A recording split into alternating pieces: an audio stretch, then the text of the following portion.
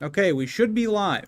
I'm gonna do a double check on YouTube, but we are live, and I'm joined by JC. We're gonna be talking about the video I did on Friday of last week, where I did a consensus of creators talking about the books, all of that stuff. So me and JC, this kind of seems fitting because we did a collab where we ranked the books already. Now we did it with a lot more books, but you know.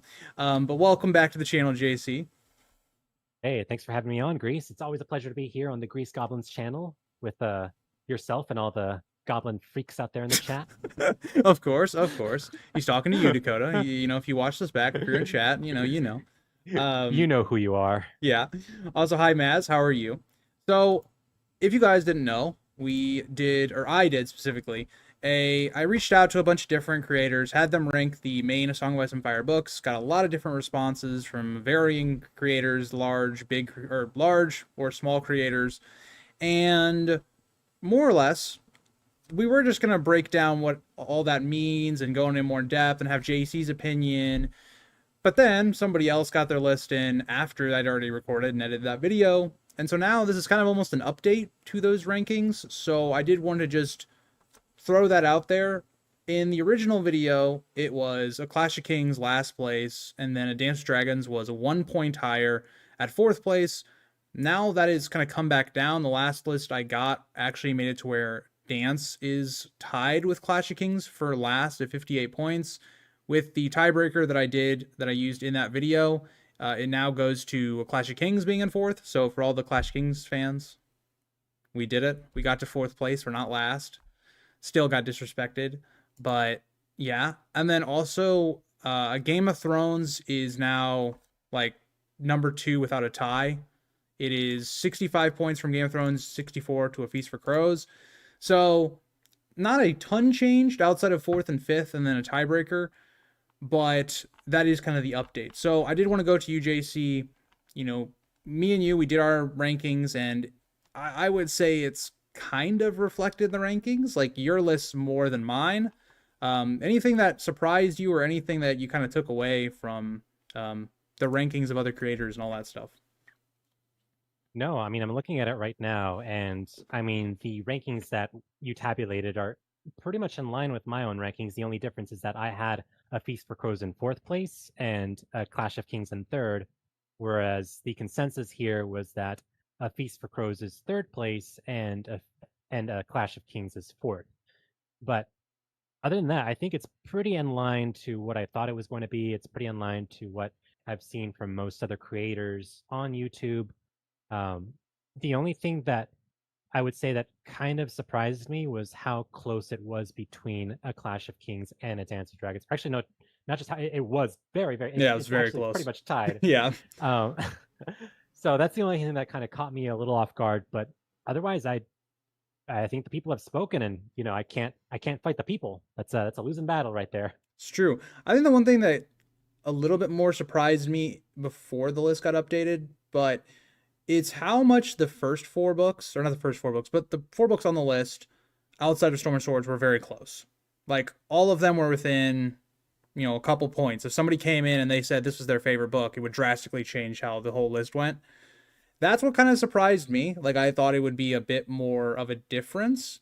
Now, given the people that responded back and me knowing what they preference in the series, I think kind of throw a wrench in that, because I think that if we opened this up even to the audience, like we had more statistics, right? This is only 22 lists or whatnot, including my own.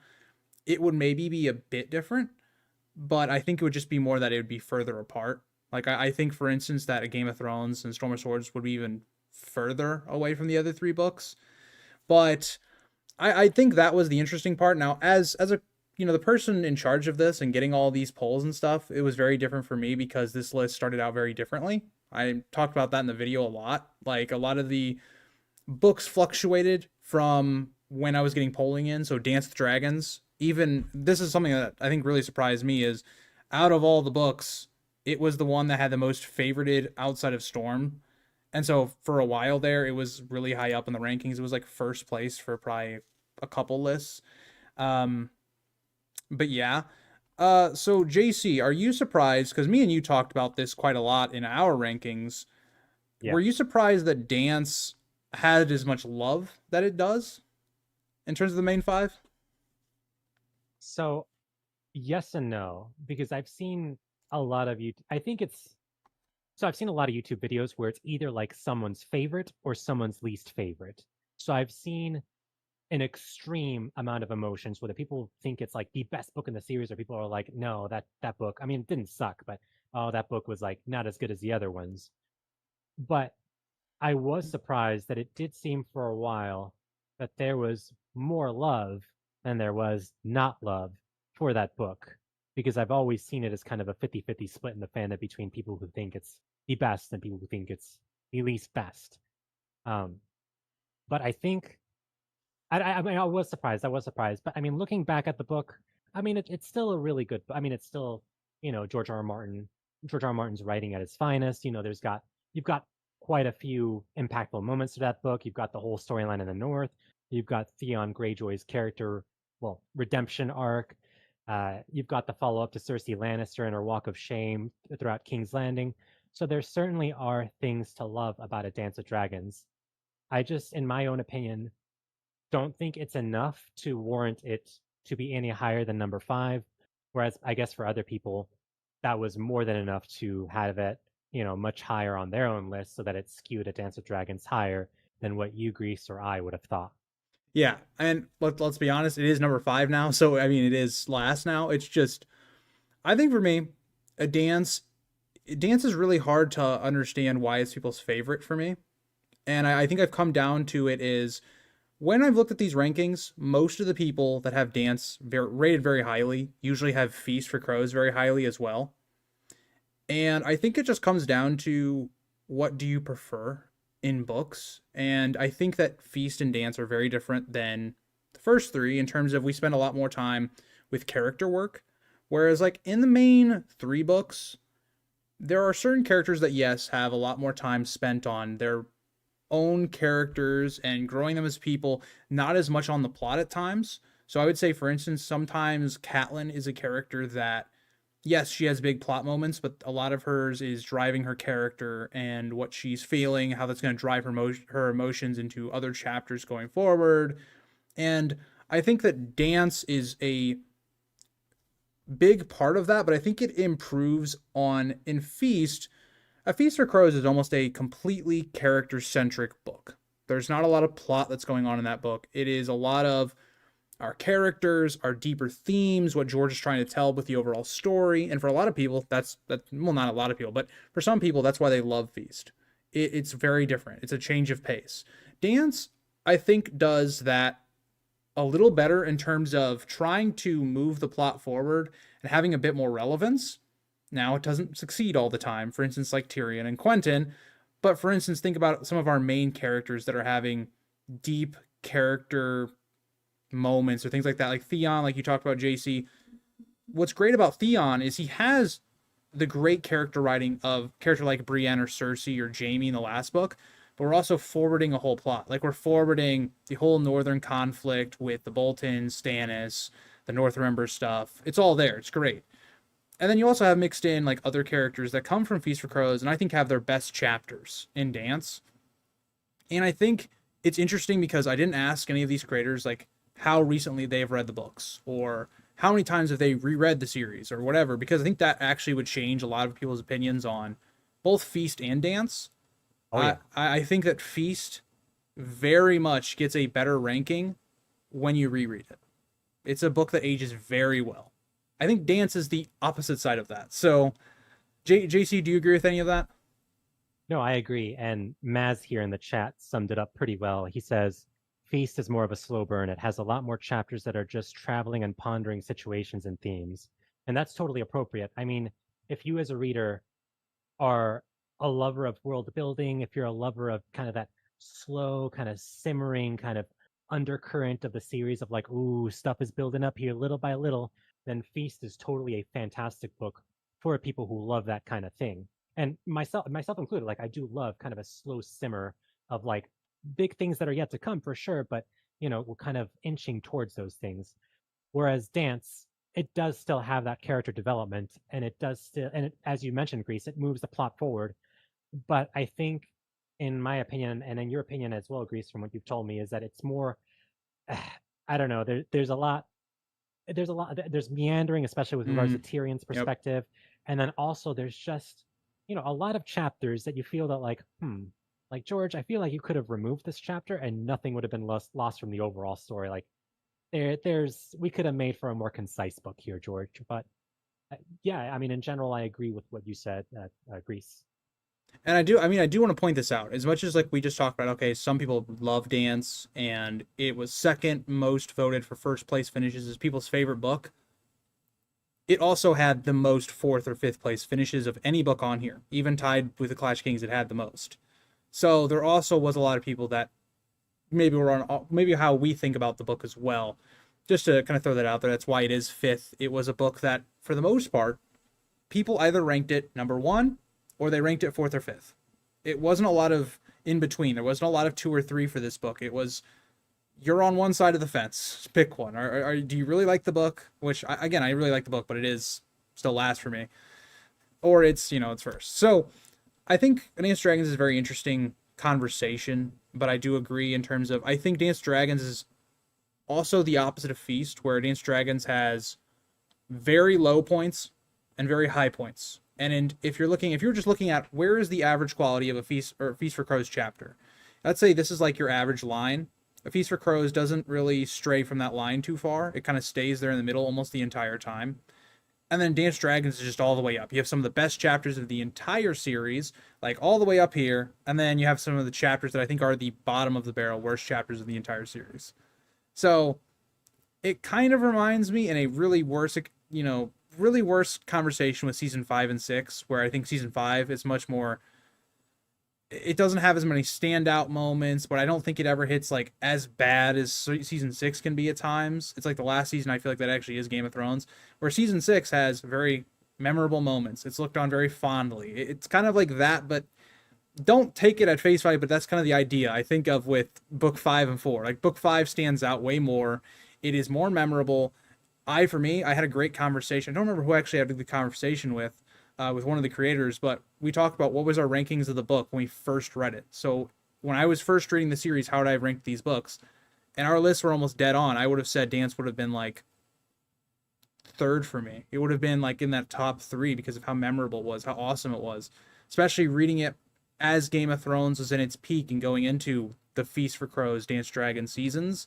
Feast would have been dead last for me, and it wouldn't have been close. So I don't know, JC. I don't know if I ever asked you, like, on your first read, where would you have had the books? Like, were you different than you are now? So definitely Feast improved substantially on my second read through than it was on my first read through. I still liked Feast on my first read through, but I would say that didn't I didn't appreciate it as much. The the Dorn Martell subplot. I think like now, if you ask me now, it's like the Dornish master plan and everything to do with Dorn Martell. I'm like, oh my gosh, like that stuff's my jam. Like I love that. Also, the entire Kingsmoot chapter. When I first read, all this stuff leading up to the Kingsmoot, I won't lie, I was a little bit bored because I just found Aeron Greyjoy to be just kind of a boring POV. I'm like, like can we get back to like, Jamie Lannister and crazy kooky Cersei? Like I love that stuff. Where are my Lannisters? Where my Starks? Where my Yeah. good people? But then on a second read through, I was able to see like, oh wow, no, there's a lot here underneath the surface that I didn't catch on my first read through. You see kind of Euron Greyjoy really bubbling up as this, super villain that, he's going to become later on down in the books through this Kingsmoot. You see, you know, Doran Martell, if you read A Feast for Crows, from the very first uh from the very first Arya Hotah chapter, actually I think it's the only or Arya Hotah chapter in that book in A Feast for Crows, like Doran Martell is already straight up telling the reader that like, oh yeah, I'm totally manipulating these Lannisters. He's like, oh yeah, then the Lannisters will see what a loyal friend they Yeah. have in me, Doran Martell. On a second read through, I'm like, oh, he is a loyal friend. Uh, so yeah, I love. To answer your original question, yes, my ratings did change on a second read through. I have a more fond appreciation of Feast on a second read through, and just like yourself, Grease, I do have. I still appreciate Dance, but I see more of the flaws in Dance on a second read through than I did on a first read through. Agreed. I do want to, because I just saw this in the chat. Also, hi everybody in chat. I haven't really been responding to chat much, but hi Sky, how are you? Hi Mats, hi Jay, hi Kirsty, hi everybody.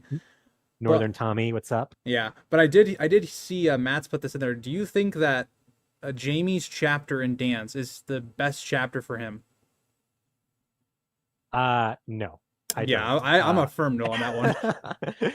I did see Matt's earlier say Dance has no Sam chapter, so it's instantly better than Feast. Damn. Sam is the low point of that book, I will say, though.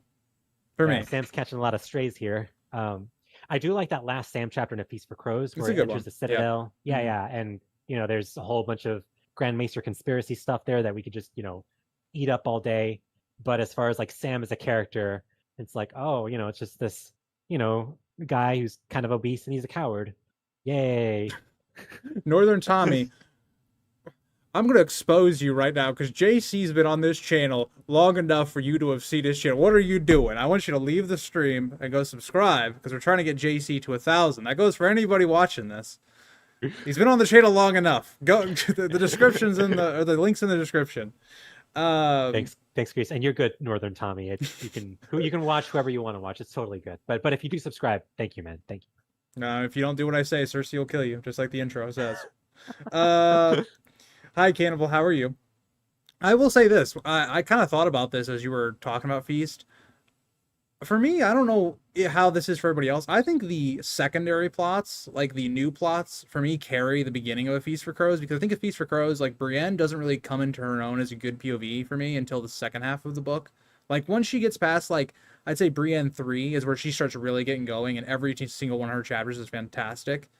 I think that the Dorne and Greyjoy plot, especially on a reread, really help get us to the back half. I also think Cersei and Jaime start off really strong as well, but I do preference those, and then the older, like, POVs, the characters we know, Cersei and Jaime and Brienne, I think really start to take over in the second half. But let's move on then to what ends up now being number 4. So number 4 on the list is Clash of Kings. Now, the entire time I was doing polling, the entire time Clash of Kings was last. Outside of, like, literally a couple days ago, when somebody got their list in after the video was already out, it was last. By a long shot. JC, does that surprise you? Like, Clash of Kings did not get a lot of love on this list. At all. So I think when people... And again, this has to do with the fact that, are you reading the A Song of Ice and Fire series for the first time or the second time? So I can totally see first-time readers, when you read the first book, A Game of Thrones, you're on such a high. It's like, oh, this like new world of Westeros, like, oh, what's here? You're unpacking a mystery box, and then it ends on that huge plot twist with Ned Stark being killed off. It's this big, not big, but it's this like dramatic book that evokes so many emotions from you. So when you're then reading the follow-up book, A Clash of Kings, I can see how a first-time reader will inevitably compare that book immediately to A Game of Thrones. And maybe the stuff that they loved A Game of Thrones, they see that, oh, Ned Stark was in A Game of Thrones, and I love the murder mystery of Jon Arryn in King's Landing, but there's no murder mystery in A Clash of Kings. This is not as engaging. So I could see why mentally in their head they might have A Clash of Kings, on a lower rung on their list, and it just sticks with them. But on a second read through, I can see how, like, all right, I know what to expect from both A Game of Thrones and A Clash of Kings, so I know what's next here in A Clash of Kings book. So I can see people potentially having a larger appreciation for, the events that go on in A Clash of Kings on a second read through than they would on a first read through. The Battle of Blackwater Bay, Stannis and Renly's confrontation at Storm's End, what with Catelyn kind of trying to play the middle ground there, all that stuff. Anything to do with the War of the Five Kings is just, oh, it's so delicious, it's so good, and I can see someone having a greater appreciation for that on a second read through, as opposed to, trying to compare it word for word to the first book, where, in my opinion, it was a little bit more, focused compared to the second book. Agreed. I will say this about A Clash of Kings. This is the way I worded it in my rankings or whatever. I think A Clash of Kings, unfortunately, I think a lot of people just preference other stuff. So, for instance, if you're looking at the main 3, I don't think A Clash of Kings is usually people's favorite, just based upon the fact that it doesn't have the big payoffs of the other books. For instance, Game of Thrones, Storm of Swords. Storm of Swords is literally a book of payoffs. it doesn't have necessarily all those big, huge payoff moments. A Clash of Kings is very similar in terms of A Feast for Crows, where I think it spends a lot more time on characterization. And the problem with that is, I think for a lot of people, is it doesn't fully dive into that. A Clash of Kings like dips its toes in a lot of things. Like it foreshadows a lot of the way George is going to write the series. So, for instance, A Game of Thrones very different from the rest of the series. A Clash of Kings is really our first book of where the series is going to be, or it's going to expand into a lot of plots. We're going to slowly build up the world building, all of that stuff. And so you have a little bit of world building. Like you dip your toe into it, right? Like we're seeing Storm's End for the first time. We're going to Karth. Like we're slowly building out the world. We're going to the Iron Islands with Theon. So it dips its toe in, but it doesn't fully dive into it. It dips its toe into deep character writing with characters like Stannis, Catelyn, a bit into Tyrion. Usually where the strong points of the book are. I would even go as far as say Theon as well. But it runs into the problem of it is the build-up book. It's a build-up book to a Storm of Swords. Everything we love about a Storm of Swords only happens because a Clash of Kings builds it all up really well. And so everything that I love about the book of A Clash of Kings is because it handles all these different things really well, in my opinion. Like, I think it puts all this stuff together. It's also its biggest weakness as well, because it doesn't stand out in any of those different things for it being a favorite book. And so that's why I think a lot of people, like you said, on your first read are going to put it down here because it doesn't have all those great moments, which I think are great moments, but maybe the other people don't. If you're not a Stannis, like if you don't love Stannis, this is not a book you're going to love. That's just how it is. Like a lot of this book spends a lot of time with that plot line, and if you don't like that plot line, which I think is the best part of the book, this is going to be a worse book for you. It also doesn't help that Daenerys and Jon are at their weakest and lowest in the book, in the series. I mean, they just are. Daenerys, I made a whole video. I don't like her plotline in Clash of Kings. I don't think it functions all that well. Outside of the House of the Undying chapter, that chapter's great, but that feels like an outlier for that whole book.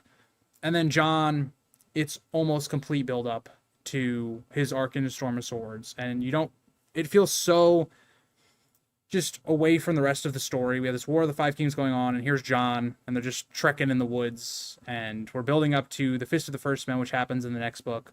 We're building up to Jon with the wildlings in the next book. Like, it's just a lot of build up with no payoff, really. Like, unless you want to say Qhorin Halfhand, him killing him is the payoff, but it's like, we know Qhorin Halfhand for like 3 chapters. Like, he's a good character, but it's not like Ned dies or something. So, I think it kind of gets tossed into that whole thing. I don't think it should be down here, though. I think it's way better than Clash. Or not Clash. I think it's way better than Feast and Dance.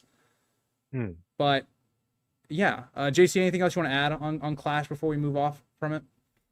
Yeah, I mean, you mentioned Jon and Daenerys being kind of the low points of A Clash of Kings, and I can totally see how that would stick in someone's mind, especially if someone is going through these books for the first time. They're reading this impactful, because A Clash of Kings is definitely kind of the middle book. You've got that impactful beginning with the Game of Thrones and the impactful climax of A Storm of Swords. And so Clash of Kings is kind of the connective tissue that ties both books together. And, you've got some great set pieces in this, connective tissue. Again, everything to do with Tyrion, the Battle of Blackwater Bay, Stannis, Renly, everything to do with the War of the Five Kings, even Theon, as you mentioned. Theon has a great character arc, which, maybe on a first-time read-through, you don't really see it, but on the second Very time underappreciated. read-through, Yep. Yeah. It gets helped by Dance. Dance helps out his Clash of Kings arc a lot. Oh, for sure. Because, when you're first reading it, you're like, why am I spending time with this jerk? Like, he's so gross. Get him out of here. But then on the second read-through, you're like, oh, poor Theon. Like, come on, Theon. What are you doing, man? You have more sympathy for him. But the low points also stick out more because, again, it's that middle book. So, you've got 3 Daenerys chapters where she essentially just does nothing. Yep. You've got, Jon Snow just kind of, wandering around the haunted forest, wandering around north of the Wall. He bumps into Craster. It's like, all right, cool, I guess. I don't know. I don't like Craster, so I don't know. That might be a hot take, but I think Craster's an interesting character to discuss. Like the whole thing going on there is interesting, but him as a character, I don't know about that. Yeah, that's what I mean. So there are chapters there. There's a chapter where, although I do really like Catelyn, don't hate me, Grease. I love Catelyn. I do love her.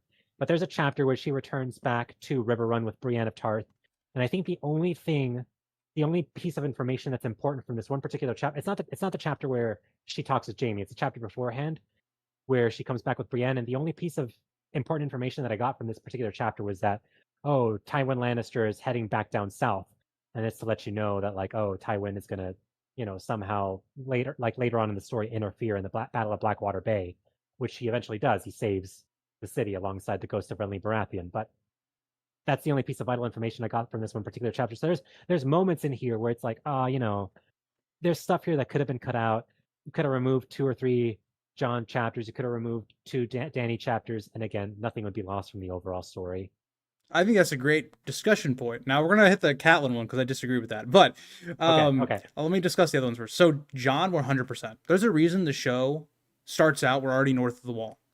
People that haven't read Clash of Kings in a while will forget that his first chapter is not north of the wall. We have a whole chapter at Castle Black, which is crazy. Like, Clash of Kings takes so long to get Jon going, and that's the problem. Jon, like, he's at the Fist of the First Men for 2 chapters, and he probably should only been in there 1.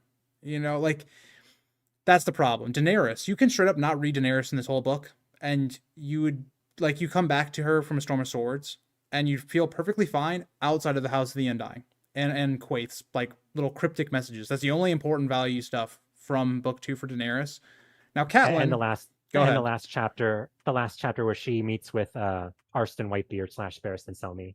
See, JC, I don't even think you need that. Like, because when Really? you catch up with her in A Storm of Swords, like, I get, yes, the assassination thing, that's but when you come back in A Storm of Swords, it's like she basically explains everything that happened, so you don't necessarily need the last chapter. Like, it's nice to be there, to see her almost get assassinated, and then Barristan comes in. But Okay. just in terms of, do you necessarily need everything in that chapter? No. That's But true. I don't know. I guess I just love seeing Barristan in action. I I don't know. do too. I do too. I don't get me wrong. I just hate Daenerys and Karth. So the Catelyn one. So the Catelyn one, I think all of her chapters are basically for me top 20 in this book. Outside of maybe her first one. I think her first chapter is the only one I'd have outside of my top 20 chapters of the book. But Which one's her first one? so the first Catelyn chapter of Clash of Kings is basically where she's just kind of talking to Robb. It's an update of their situation, and then she gets, basically the point of it is you're getting sent to go deal with Renly and Stannis. We don't come back to the character for another like 200 pages. So we have a bunch of travel off screen, stuff Dance would never do. Just want to point that out. And then we're with Renly and Stannis. So that's Catelyn 1. That's the only one that I'm like, it's fine introduction, but it's not like anything crazy. I love Catelyn 5. I love Catelyn 6. So Catelyn 5 is basically they're coming back to River Run. And you have Brienne swearing to her. It's a lot more of a reflection chapter onto what happened to Renly, all that kind of stuff. I love it for the character writing. I also do like that I think the foreshadowing part of the Battle of the Red Fork isn't necessarily needed because we get all of that in Catelyn 6, her second to last chapter. Because Catelyn 6, all it is it's the Battle of the Whispering Wood, just a second time. It's really what it is, except she's in River Run, and it's the Battle of the Red Fork. That's the chapter that Catelyn 6. That's the one where I'm kind of like, oh, you could have shortened or combined it with another one. So yeah, if you were going to, you would do it with Catelyn 5 and 6. But I think Catelyn 6 is very vital because it is telling like how the battle, like Edmure's war against Tywin's going. Like, so it is a vital chapter, but I definitely see the point. Like, because the first half of it is a lot of build up. So yeah, I get that. Let me look at chat before we move on. We talked about Feast a little bit, but that is the next one up. Yeah, sorry, chat, for ignoring you guys. Laylo, welcome, Laylo. Sir Tony Sled. Hi, Sir Tony. I know you said hi to me at some point. I just can't remember. I can't find the chat, but how are you? How are you? The Big Bang Theory, Sheldor. Do you think writing A Feast for Crows and Dance the Dragons hurt George R. R. Martin's motivation to continue with Winds and Dream? I think me and JC have talked about this, but 100% I think it has. Just based upon the way the world has expanded and it's harder to write. And don't get me wrong, I think George wants to continue the story. I think he wants to, but I think at this point the project has gone much larger. But JC, if you want to add to that. Yeah, George got really excited with the world building. So, he's like, oh, Dorne. Like, I really want to develop Dorne. It's like, oh, the Iron Islands. I really want to develop the Iron Islands. I'm Bravos. I want to see what's going on with Bravos. And then after he finished is finishing developing those, he's like, oh crap, now I got to tie this all back together to a neat conclusion. How do I do that? Because all my characters are spread, way the heck far out apart. All my plot lines are spread way the heck out apart. And so I don't envy him whatsoever. It's a nightmare to try to kind of weave that back into a conclusion. So it definitely did not help for sure. Agreed. So JC Maz put this in here. He said, I can see Winds of Winter having a similar feel to Clash of Kings. Both books have multiple plots dealing with immediate fallout of events from the prior book. I will say this. I would have agreed a lot more if Dance had included the battles that they had at the end of that, because then it would have felt more like you're having to rebuild the story, like where are we going next? And it's the middle book between the second half of the series, right? A Feast and Dance combine as the open to the second half of the series. Winds is supposed to be more of like, okay, this is the middle book between the rest of the books to come.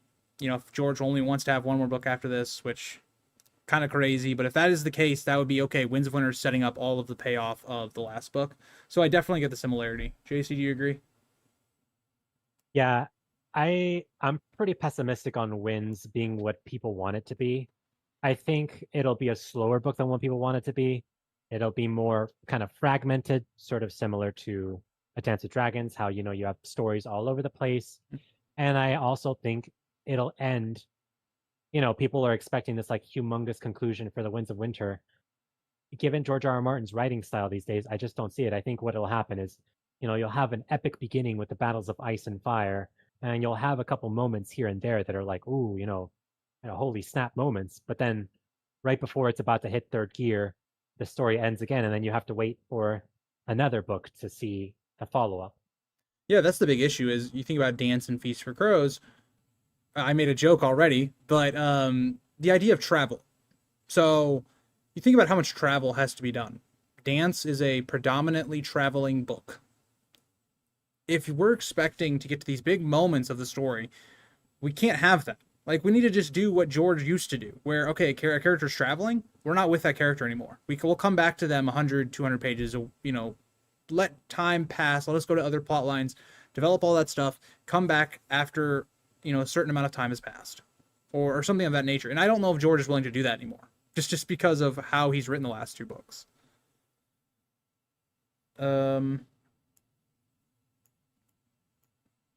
Breton says, I would still say Clash is my favorite. We'd love to see that.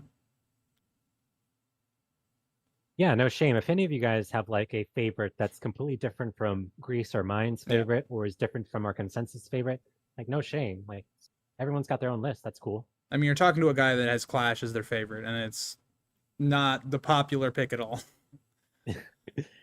It's funny. A lot of people have a Feast for Crows, and I know we'll delve into this one here shortly. A lot of people have a Feast for Crows as their favorite, and they think they're so cool and creative and being like, oh, look at me, I'm going against the grain because I love a Feast for Crows. Yet there's so many people that think that, and we see that in your list, Grease. It's like everyone thinks they're so cool for doing like something that's edgy and controversial. It's like there's nothing edgy and controversial about that. Just doing it whatever everybody else is doing. Yeah. I mean, Feast for Crows is a very interesting one. I mean, that's a good transition. Let's talk about Feast for Crows. So, A Feast for Crows in the actual video was tied for second with Game of Thrones, and unfortunately had a lower rating on Goodreads, which, interesting enough, the last two books have the lowest rating of all of them on Goodreads, which doesn't necessarily surprise me. But A Feast for Crows, it was one of those books where there were a lot of people that had it at first, a lot of people that had it last. It was ranked last the most of any book on this list. 6 out of, so around like a third, a little under a third maybe, had it ranked as last place. And then it was about split on terms of people that had it fourth or fifth, or then a bit higher. There was a good amount of people that had it at first or second. A lot of the people that had a Feast for Crows at second, a lot of the times they had a Dance with Dragons ranked highly. So you kind of see those two are a lot of times. If one's ranked higher, the other one's also ranked higher. It really did come down to like this one, I think is not as much as Dance, but in terms of like people ranking it last or first was very different. JC, any big thoughts you had about A Feast for Crows and the way people ranked it? I mean, as you mentioned, like if people love A Feast for Crows, they traditionally like A Dance of Dragons, and they like what George R. R. Martin is doing with the world building and what he's doing with the most recent books. If people are less high on A Feast for Crows, it's because they have more of an adoration for the first three books, and they just want the true follow up to A Storm of Swords. And A Feast for Crows is not that. So Agreed. it just depends on what type of reader you are. I agree. I mean, Feast for Crows, but we talked about it a little bit already in the stream, but it's one of those books that's just very different from the rest of the series. It's a book that I think people that haven't reread it in a while probably rank a lot lower. People that have reread it recently probably are a bit higher on it. I'm a bit higher on it. I think JC's a bit higher on it than how a lot of people were. A lot of people ranked it last. There's a good amount of people that put it fourth or fifth. It wasn't as high as Dance. Dance had a lot more of a higher percentage of being ranked fourth or fifth. Same with Clash. Clash also was ranked down there lower than Feast for Crows was. But yeah, I think there isn't really a lot to talk about with Feast in terms of what we haven't already covered. So moving on Real, to go ahead, real JC. quick, Reese. Sorry. Matt brings up a good point here. He made a comment here saying splitting a book geographically was such a creative, courageous choice. And I just want to ask you, Grease. So let's say that both Feast and Dance were written chronologically as opposed to having that character split. So let's say we have in an alternative timeline, a Feast for Crows starts where A Storm of Swords ends, and then we have all the POVs present, all the POVs from Feast and Dance. And then you end the story, let's say right after Dorn Martell's Fire and Blood reveal. And then A Dance with Dragons begins from that point, and again, all chronological with all the POVs from that point up until where we end A Dance with Dragons with Kevin Lannister being killed by Varys. Would you have a greater appreciation for those two books then? Or would you still say that there's problems there that just, regardless of chronology or character split, wouldn't have been solved? That's a tough, very tough question because the problem is certain like POVs just don't have good natural halfway points. I really looked into this when I did my season 5 and season 6 rewrite like a long time ago. This is something I came into an issue of because if you're thinking about a book narratively, you have to think about where are we going to split all these different characters. And you also got to remember, A Feast for Crows chapters are long. They are huge. I mean, I literally dread when I get to the point where I'm doing Feast for Crows reread videos because those are going to be about an hour and a half, probably every video. Oh yeah. So, because you got to think there's like around 40 chapters in Feast, and that book is still longer than Clash. So, it would be a really tough sell to put in Dance and Feast and get to a compelling, interesting conclusion to that. Like, think about it from this point of view. Where would you end Daenerys? Like, Daenerys would have such an unsatisfying arc throughout that book. Where do you end Brienne's arc? Like, Brienne, she doesn't really get going until the second half of her arc for me. So I would That's look at true. Brienne a lot worse. Like, I would go Brienne, and this book was just it's a lot of wandering. I mean, we finally get going, and then the book just ends. So I mean, I would say That's no, true. honestly. Okay, yeah, What do you that's true. think? I wasn't thinking about the halfway point. So, for example, like Bran spends 2 chapters Yeah, getting to the cave of the three-eyed crow, and then in the third chapter, he's actually in the cave, and his third chapter is the best one. yep, But let's say this alternative A Feast for Crows only has Bran 1 and 2. And it's like, well, you spent the whole A Feast for yeah. Crows just with 2 Bran chapters, and just to get to the cave of the three-eyed crow, and that's it. So yeah, I wasn't thinking about halfway points. That makes sense. Yeah, that's the problem. Is you just have to you'd have to rework how characters are because it just wouldn't make sense depending on how you did it the other way. That's a whole nother problem with like Winds of Winter as well. Like if Winds of Winter, George wants to do that same idea. Like if he was debating doing what we're talking about, he's gonna go, okay, well, where do I want these characters to end if I was gonna split this book into two? And how do I make that make sense with finishing Winds of Winter? Or do I do how I did with Dance and Feast, where I go, here, take all these Essos plot lines, enjoy, that's your Winds of Winter. I would hate that, by the way. If he was just like, okay, this is going to be Essos book, next book will be Westeros book. And I'd just be like, oh, my man, you made us wait this long and you gave us Essos book, please. Yeah. I gotcha. That was a good point. It was a very interesting conversation. Yeah. I'm trying to scroll through anything else before we move on, though. Yeah, I'm looking through chat right now. Northern Tommy says, I think Brienne is almost entirely tragic, and that's why I love her so much. Oh, Agreed. Brienne's plotline in The Feast for Crows. I mean, I'm going to level with you, Northern Tommy, and everyone in the chat. So Brienne's story for a good 4 or 5 chapters, I was just like, oh my gosh, like, Yep. oh, I don't care about Nimble Dick. I don't Yep. care about Shadrack the Mouse. Like, what the heck, guys? Can we just get to the stuff that matters? But once her and Podrick Payne and Hyle Hunt and the Septon are kind of venturing forth through the Riverlands, and then they meet the elder brother uh, at the graveyard, who is, could be the Hound or whatever, Maybe. or not the elder brother, but the grave digger. Yeah. But yeah, maybe. We got Uh, we got you. yeah, like all that stuff. It's like, oh man, that stuff is the payoff is totally worth Brienne going through the Riverlands. So yeah, her story ends. Well, hasn't ended yet, but her A Feast for Crows arc has a tragic ending. You know what? I was just thinking about our discussion now. I think Feast for Crows would be reviewed so much worse. Like I think it'd be clearly the worst book if we did it the way you were suggesting. But I think Dance, if it was written in that style, would be really good. Like it would have the back end of Feast for Crows, right? Like it would have all the payoffs. It'd have all the payoffs from it. You also have the payoffs that then go into Dance. That book, and then some of the the Tyrion part would be the bad part because I think Tyrion's second half is just skip the chapter and keep going. Yeah. Quentin wouldn't be there outside of like his last maybe like 2 chapters ish. Like he wouldn't really be too much of the book. So, there could be the whole different. That's a whole different thing, but it could be interesting. Yeah. That's like a whole different video topic in Yeah. itself. All right, so moving on to Game of Thrones. Game of Thrones was also tied for second until the stream, until somebody else brought in their list. It ended up being second place by 1 point. Now, JC, this must feel great for you because you're in your rankings, your top 2 were the top 2.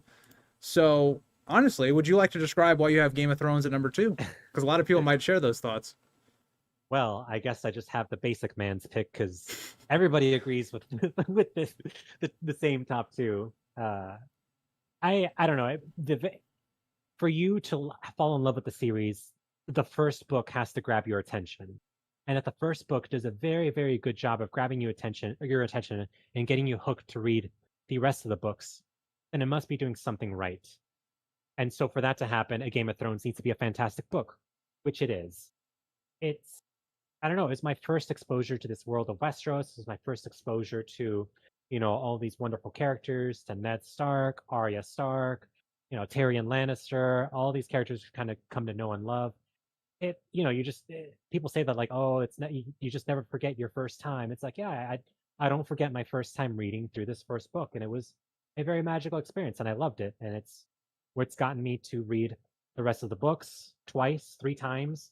It's what's gotten me to read Fire and Blood twice, currently on my 3rd read through. It's what's gotten me to read A Knight of the Seven Kingdoms twice, soon to be a 3rd time. It's gotten me to create a YouTube channel to make friends with you, Grease. It's, Of course. It's a very important book. So I totally don't fault people for having it so high up on their list. It's just a great book. I don't know what else to say. And yeah, and the plot twist of Ned dying, it's unless you weren't spoiled, is a big thing. Yeah, I mean, just going through some statistics for Game of Thrones, it is a book that I kind of, it made the most sense to me. It wasn't a book that really anybody outside of one person had as their favorite, but it also wasn't a book that was really ever ranked that low like it was. Now, we're gonna do some exposing here. Okay, let me go back up. Oh boy, I'm just gonna say this. Exposure. I'm gonna say this. So everybody loves Ricky. Everybody loves Voice of Old Town. Okay. This man had the audacity to put A Storm of Swords and Game of Thrones as 5 and 4. He must be outside of his mind, okay? That's that Maester conspiracy nonsense. That's all I gotta say. That's crazy, okay? He did that just to spite you. He must. Well, no, he put a Clash of Kings at 3, which is higher than most people. So maybe he got some brownie points. He was like, okay, let me sneak a Clash of Kings at 3, so he was not that upset, and then have like the best book last, and then sneak in Game of Thrones second to last. This man, dude, it's the German in him. Something's not right. Everybody in chat, go to Ricky's most recent video right now and just spam. Which we spam on his video. Fake fan. Storm of Swords is great. Fake fan, Storm hater. Just go ahead. Everybody do that right now. Just spam his most recent video with that. It's just crazy. It's just craziness. Okay, but for all like sane people, and all, real, people that weren't trolling. Okay. It's fine to have Game of Thrones last and all that, of course, but it's still crazy all the same. You can do it, but it can still be crazy. Most people had Game of Thrones within 2nd through 4th. I mean, that just makes sense. It's the middle book. It started everything. You can't rank it last because, well, It started everything. If it wasn't good, you wouldn't have read the series. So I personally love Game of Thrones. I did my reread on it. I appreciated it a lot more, even though I don't think it really changed where I had it ranked. But I did come away with like I love the way Game of Thrones is written. I think it's some of George's best overall writing. In terms of a great job establishing characters, establishing so much world, and establishing this great foundation of a series, albeit with like the smallest book of the series. I just think it's crazy. I love the way that Game of Thrones is so unique compared to the rest of the series. It's just there's nothing like it. It's just fantastic. Now for me, I have it third on my rankings, but I still love a Game of Thrones. Oh Oh, Augustine. catches me off guard every single time. Thank you for your super chat. Clash of Kings is the best book because of everything that is happening and how it's like a party where everyone is invited having fun. A Feast for Crows is just the aftermath of that party. Hell yeah. Clash of Kings is everybody's just having a great time. Renly's getting killed. We're having family issues everywhere. Jamie, he gets to party a little bit because he gets released from prison. It's a great time. I love Clash of Kings. So I'm right there with you. We appreciate the super chat, appreciate the Clash of Kings love as it should be. And Feast of Crows, you were right on the money though. Like it is literally the after party is more or less what it is. Everything the Storm of Swords does, and Feast is like, okay, let's all just settle down. Let's just chill out a little bit, and let's just let's build back up a little bit. But yeah, so yeah, what I was saying, Game of Thrones, I think it's solid. It's not really anybody's favorite, not anybody's least favorite. It's just there in the middle. And when you're doing a ranking where being last is very detrimental, of course you're going to be up higher than all the rest of the books for the most part. But anything else you want to say on a Game of Thrones before we move on from it? Yeah, I mean, it also helps that A Game of Thrones is I guess, the easiest book out of the five. It's the simplest book, but there's something beautiful about it, that simplicity. Because just imagine, let's say if George R. R. Martin, let's say the first book in the series was A Dance with Dragons or something like A Dance with Dragons. I don't know if it would have hooked readers immediately as hooked as they would be if it was like a Game of Thrones would have hooked them into. People would be, new fans would be reading this book.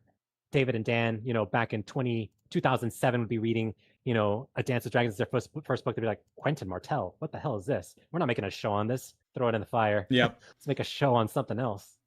Agreed. So then moving on to our number one. So number one was A Storm of Swords. This wasn't really a surprise to me. I don't think it was a surprise to most people. Funny enough, A Storm of Swords for a while was not doing all that great. It was probably around hovering second or third, about midway through the polling.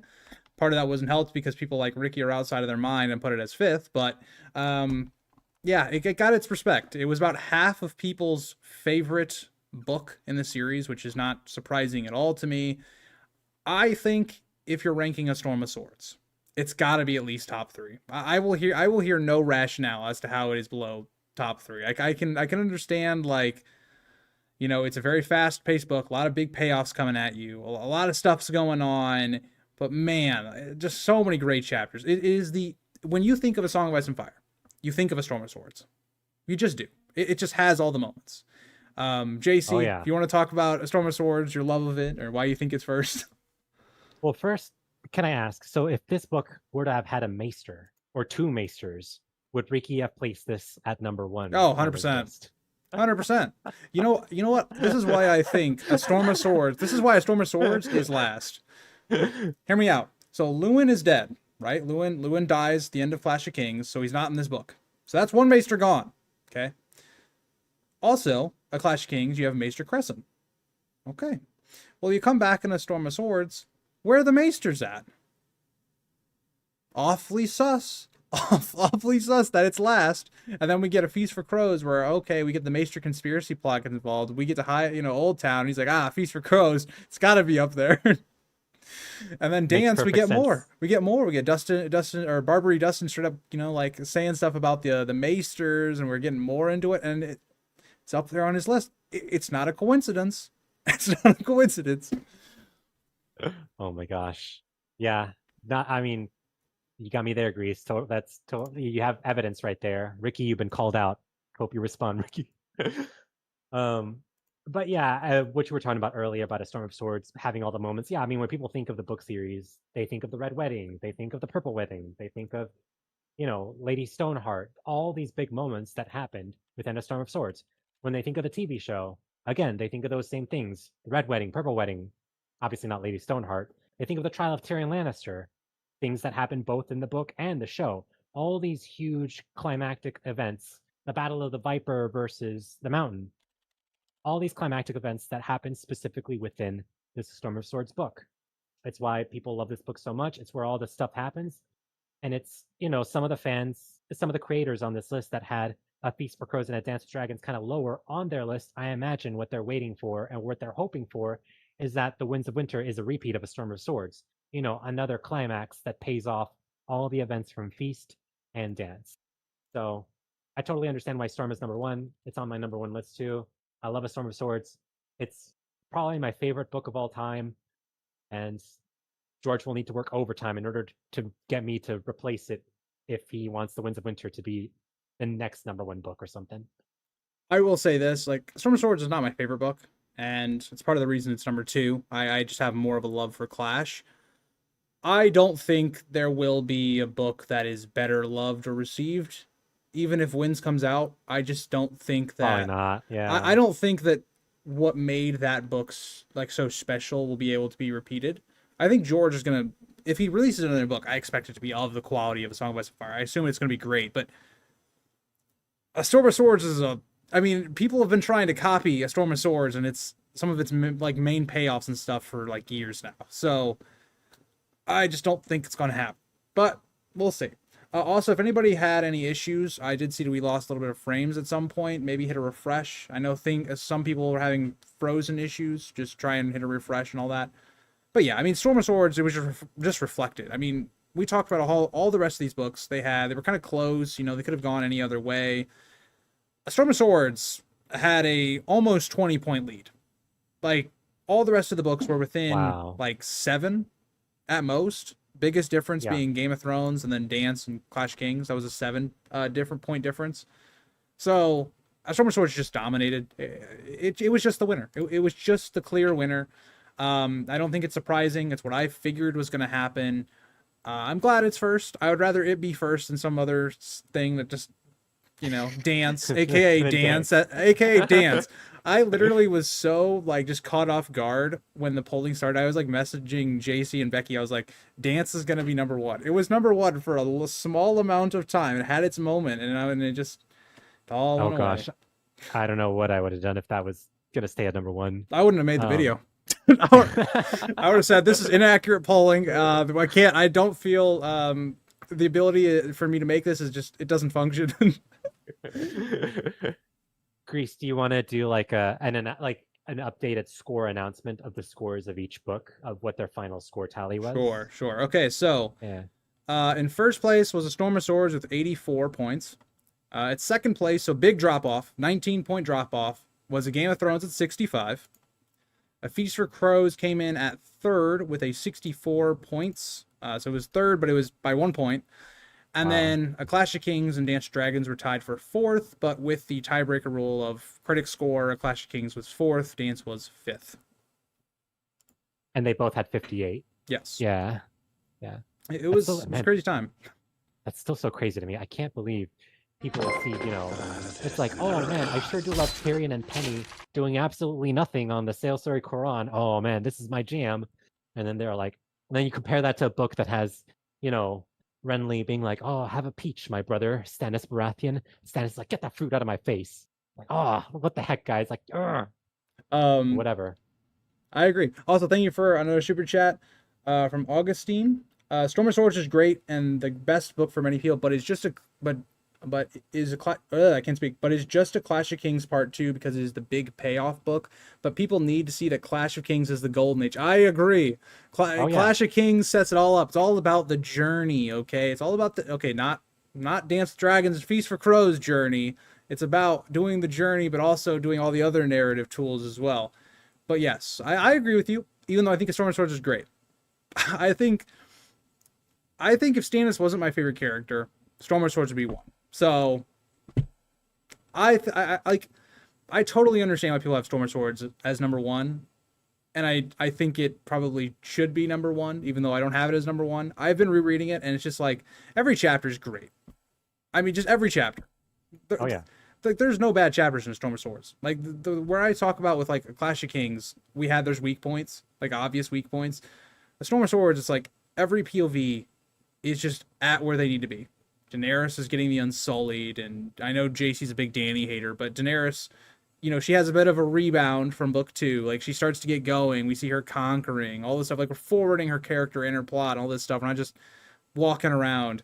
And you've got Jon, who's finally having this big payoff with him and the wildlings, and his stuff with Egret's fantastic, and the battle for the wall is fantastic, and him getting made Lord Commander, and all that's fantastic. It's Storm of Swords just doesn't really have the low points that other books have. Like Game of Thrones, I think, is the closest other book that doesn't have clear low points, even though I'd say the low points of Game of Thrones are like Bran at times, but I think Bran is significantly better in this book than he can be in other books. yeah. Maybe Sansa, but I like Sansa just because she's in King's Landing. Like, it just helps that she's in King's Landing. Yeah. So I don't know what you think She about also, that, JC. she also was about to push Joffrey off a bridge, which Yeah, automatically is like a +10 in my book. So agreed. um, Augustine, to your point, yes, like obviously a Storm of Swords is memorable because of all the build-up in a Clash of Kings. If we just jump straight from a Game of Thrones to a Storm of Swords without that connective tissue and all those big payoff moments in a Storm of Swords, whether that be the Red Wedding, the Purple Wedding, Tyrion's trial, all that stuff wouldn't have been as impactful had it not been for the build-up of the War of the Five Kings in a Clash of Kings. So totally right on that one. Agreed. Yeah. I have something, JC. I saw this in somebody else's rankings. I just want to get your thoughts on what are your thoughts on Arya's chapters in A Clash of Kings? We didn't really talk about Arya in A Clash of Kings as like the strong point of the book or anything, because for me, I'll say my thoughts and then I'll let you go. But for me, Arya is not the character I think of when I think of A Clash of Kings, albeit I really like her in A Clash of Kings. Like, she is basically Brienne before Brienne. Like, she gets the buildup of the Riverlands, the how people are being affected plot line. I love Harrenhal. I love her whole arc there. I think she has a very strong characterization in terms of the arc she goes on from her first chapter to her last. But at the same time, like, she's not the standout for me of Clash of Kings. What do you think about Arya in Clash of Kings, JC? Yeah, I mean, like yourself, she's not the first character that I think of when I think of A Clash of Kings. I don't know, there's quite a few chapters of her. Like you said, she's our Brienne in A Clash of Kings. She's the person who's traveling around through the Riverlands, and it's kind of meant to show us as the reader the desolation of the Riverlands because of this War of the Five Kings. However, that said, I mean, there's probably a couple chapters you can combine in there. I do like Arya's story in general. I like, her interactions with Jaqen Hagar. I like Weasel Soup. I even like her interactions with Roose Bolton, which got replaced with Tywin Lannister in season 2 of the Game of Thrones TV show. But I mean, it's not something that it's not the first thing that I think of. I think there's probably a couple chapters you can maybe make tighter, and it would make for an overall better story. But I like it okay. Not my favorite. I like it okay. It's interesting you bring that up, JC, because that's basically what the show did. The show took like her first really her first whole arc with Yoren, and they kind of took like, I think it's 3 or 4 chapters, and they combined it down into like basically a couple minutes of television. Like, they didn't Yeah. really linger on it too much. It's Yeah. because that's another part of it. Is like the show ends on, okay, she's already left King's Landing, whereas in the book, her first chapter has to be spent with how did she get out of King's Landing. It's a lot more of Yeah. okay, this is where we're going, all this kind of stuff. So I do agree. Like, I think that the parts that I would combine for Arya to make her a bit better is I would combine probably her first 2 chapters and Yeah. kind of combine a bit of that setup. And yes, I like that George takes the time to show us what this war is doing. Like, Arya's hearing people screaming in the night and all these bodies on the street, or the road, I should say. Like, as she's going from her first chapter then to a couple chapters afterwards, well, not even afterwards, but I say like the next chapter, you're seeing people fleeing to King's Landing, and then on the road, there's nobody. It's just dead bodies or people being buried on the side of the road. And everybody's like looking very suspiciously at each other because you can't trust anyone anymore because of what's Right. been happening in Right. people's homes. Like, all that's great. I just think for Arya to have been like up there with the big hitters of this book, which I still think she's still in there, like in that top 4 POVs of the book, there didn't probably need to be cutting a little bit of stuff. And now that I kind of think about it, like I think a Storm of Swords is almost the same way with Arya. Like Arya just has a ton of chapters that I don't know if we needed as many with her. So No, definitely not. I will say, so again, her Arya's second half story in Clash is pretty great. I do, and this is something that I caught in the second read through. I didn't catch on my first read through. All the little hints yeah, there there's a with lot. like, yeah, it's like Roose Bolton coming back with these like, these wolf pelts, and like Roose Bolton just being a slimy guy, and then her Arya overhearing a conversation about a couple Freys being pissed off about a betrothal being broken, something about a wedding not happening, and then her sitting down with I forget who the Frey boy is that she sits down with, but he sits down with this Frey boy, and unbeknownst to both of them, they were going to marry Yeah, each other under the Stark Frey alliance. But because, and you don't learn this until A Storm of Swords, but in rereading A Clash of Kings, at that moment, it's when Robb Stark had broken his betrothal and the Frey Stark alliance isn't going to happen anymore. So on a reread, all that stuff, all that foreshadowing is really great. But on a first read through, I can see how one could miss that. And it doesn't really make up for some of the other stuff that happens in Arya's story, which is still good, just not as great as Stannis and Renly and Tyrion and all that fun stuff. agreed. It's the kind of the flip side of the war. But I will say with Arya, I do agree. It's a lot of for a content creator, it's their dream because I made so many videos. Oh yeah, Like what you just like mentioned with there's this part where Roose is like getting some wolf pelts and all that kind of stuff. Like it's like, huh, a little bit of on the nose foreshadowing here. You just don't remember on your first read or whatnot. Clash Kings has yeah, a lot of that. A Clash Kings has a lot of on the nose foreshadowing that you just completely miss on when you go back on the book. You're like, oh, of course the Red Wedding was going to happen. Why didn't I see this coming? yeah. It's like what the heck? And then obviously even the Roose Bolton, even removed from the Red Wedding, you're like, oh, this guy who leeches himself, oh, no big deal. He's And fine on a reread, you're like, what the heck, man? Crazy gross vampire, get out of here. because he's cold, dead eyes. He just looks into your soul and he speaks in like a whisper. Yeah, and even Robb Stark is like, everyone tells you how like creepy and weird this. And even Yeah, Robb Stark in the first book, he's like, oh, this Roose Bolton, he kind of scares me. And I'm like, on a reread, I'm like, well, duh, because he is a scary sociopath. and then well, that works great. Give him command of your foot. Yeah, That didn't yeah. go so well, but It's like, oh, he just took a third of my army, and they all got obliterated in Duskendale. Ah, whatever. It's just Roose Bolton, crazy Roose Bolton just who leeches himself. Roose Bolton things. Well, Roose is smart. He covers it up. He doesn't say that he did the whole Duskendale thing, but like, I mean, this is the guy. He's the commander of your foot. I'm just saying. He's got to be Yeah, held to yeah. some responsibility. But yeah. So that was really all I wanted to get through. I didn't want to take all of your time, JC. Just anything else you would like to say on the books as we kind of close out? A Song of Ice and Fire is great. If you haven't read it and you're watching the stream for some reason, go and read it. And I'd be very curious if one day we ever see the Winds of Winter, how that book would fall in our respective lists. It might make dance look a lot better. I That's think it one. will. I think it will. Yeah. Hopefully. We hope so. That's hoping we get Winds of Winter, all of that. But also, lastly, JC, what are you working on? What have you been putting out so people maybe find some more Song by Some Fire stuff or just book stuff in general to listen to? Yeah, so I recently read through a book that George R. R. Martin wrote in the 80s called Fever Dream. And speaking of Roose Bolton, there's a character in here that's essentially Roose Bolton, but, you know, not named Roose Bolton. And then apparently one of my friends read another book called Tough Voyaging. And apparently that book also has a version of Roose Bolton. I'm like, okay, well, I guess George R. R. Martin has a specific character archetype for what he wants his villains to be because they're all Roose Bolton. um, but if you haven't read it, it's a really great book, and I finished reading it, and I will have a book review up on this hopefully by the end of this week if anyone cares to watch it. No, no question. Guys should watch it. You should especially watch the Fire and Blood summary. I know you took a lot of time on that Oh one, yeah, as you always do with all your summaries. thank you, And thank you guys you. know I'm a Fire and Blood lover, so for you guys that don't like rereading Fire and Blood, there you go. Perfect. Yeah, I spent 20 minutes talking about Maegor the Cruel. So if you love Maegor and all the lovely things he did during his reign. Come check it out. Of course. Oh, Dakota made an appearance at the very end. Dakota. Oh Look at no.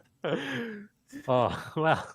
It's Well, okay. It's okay, Dakota. JC got a jab in at you at the beginning. We called you a classic goblin, more or less. Yeah, you're a freak, Papa Con. but I love you, Papa Con. Thanks for hopping on board. At least he didn't call you a woman like Ricky did. So there's that. Yeah, well, that's true. All right. Well, thank you guys all for joining us and for JC joining me again. If you want to check this out, if you're rewatching this later, if you're in the chat, the link's in the description. Just go over there. But thank you guys all for watching, and I'll see you in the next one. Bye, guys.